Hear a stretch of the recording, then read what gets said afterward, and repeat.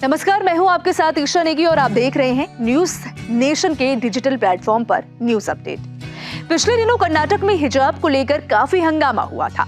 कॉलेजों में क्लास के अंदर यूनिफॉर्म पहनना कंपलसरी हो गया था, जिस वजह से कुछ छात्राएं क्लास के अंदर हिजाब नहीं पहन पा रही थी। ऐसे में छात्राओं ने हंगामा किया और ये मुद्दे नेशनल मुद्दा बन गया। कुछ लोग मुद्दे पर हाईकोर्ट चले गए और हाईकोर्ट ने फैसला किया कि क्लास में यूनिफॉर्म अनिवार्य रहेगी। हिजाब क्योंकि इस्लाम में हर समय पहनना जरूरी नहीं है, ऐसे में क्लास में बिना हिजाब बैठा जा सकता है। कर्नाटक हाईकोर्ट के फैसले के खिलाफ कई याचिकाएं दायर हुई। दायर याचिकाओं पर विचार करने के लिए सुप्रीम कोर्ट मंगलवार को एक अलग पीठ गठित करने पर अपनी सहमति दे दी है।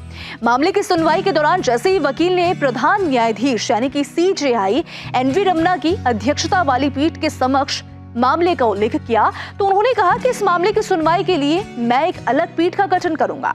इसके साथ ही CJI ने कहा कि न्यायाधीशों में से एक की तबीयत ठीक नहीं है। आपको बता दें कि मार्च से सुप्रीम कोर्ट में ये मामला लंबित है। उच्च न्यायालय के फैसले को शीर्ष अदालत में चुनौती देने वाले अपीलकर्ताओं की ओर से मामले का उल्लेख करते हुए वरिष्ठ वकील भूषण ने 13 जुलाई को प्रधान न्यायाधीश NV रमन्ना की अध्यक्षता वाली पीठ के समक्ष मामले का उल्लेख करते हुए कहा था कि याचिकाओं को लंबे समय से सूचीबद्ध नहीं किया गया है। उन्होंने कहा था कि लड़कियां अपनी पढ़ाई खो रही हैं। ये मामला बहुत पहले दर्ज किया गया था।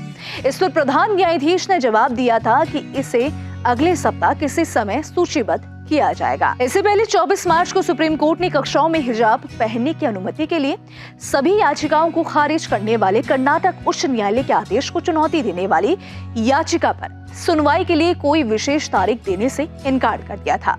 अब वरिष्ठ अधिवक्ता देवदत्त कामत ने याचिकाकर्ता एक मुस्लिम छात्रा की ओर से एक मामले का उल्लेख किया और मामले को तत्काल सूचीबद्ध करने की मांग की है। उन्होंने जोर देकर कहा कि परीक्षाएं नजदीक आ रही हैं और अदालत से मामले पर तत्काल सुनवाई करने का आग्रह किया था।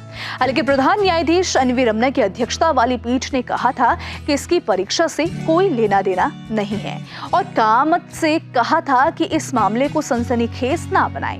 दरअसल कामत ने दलील दी थी कि छात्राओं को स्कूलों में प्रवेश नहीं दिया जा रहा है और उन्हें 1 साल का नुकसान होगा।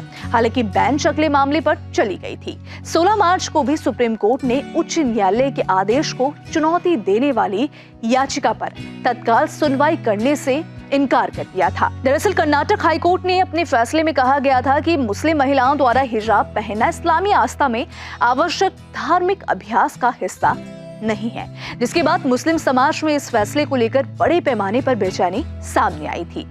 तो इस वीडियो में फिलहाल इतना ही। हमारे YouTube चैनल न्यूज नेशन पर तमाम विषयों पर वीडियोस उपलब्ध हैं। विस्तृत खबरों की जानकारी के लिए आप हमारी वेबसाइट newsnationtv.com पर भी विजिट कर सकते हैं।